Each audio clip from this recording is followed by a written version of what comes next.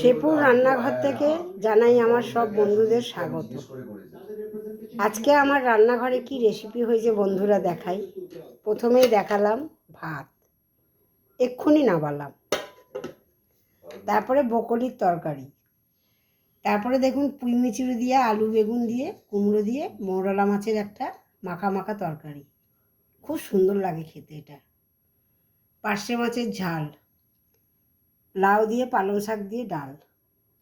আমার এই রেসিপিগুলি যদি ভালো লেগে থাকে তাহলে বন্ধুরা ছোট্ট করে একটি লাইক দেবেন।